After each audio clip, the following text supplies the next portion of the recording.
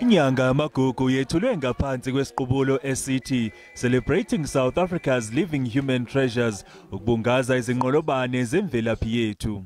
Ethula inkulumo ngqongqoshe obalule ukuthi ukubungaza amasiko ngokwehlukana kwawo kunikeza ithuba lokulungisa amaphutha enzeka esikhathini esedlule nokubuyisa isithunzi somuntu omnyama. This week, for instance, there is a big issue about cliques and what is happening there.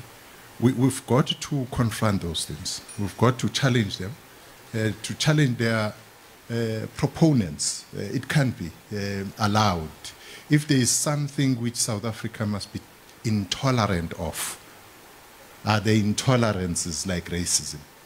Kwethulwe izincwadi ezintathu ukuhlonipha amagalelo ka-Oma Katrina Esau ongungoti wezilwimi, ugogo Madosini Lantozi ongumculi kanye nodokotela ugogo Esther Mahlangu oyiciko elidwebayo. Given the effect of COVID-19 pandemic and the challenges this has imposed on women and girls, we deemed it necessary that we highlight this as part of the key messages for heritage.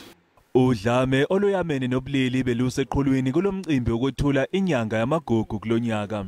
So there is toxic matriarchy as well as there being toxic patriarchy. We have not told the pain of a father who has lost a daughter due to gender-based violence. We have not told of the pain of a father whose daughter was raped.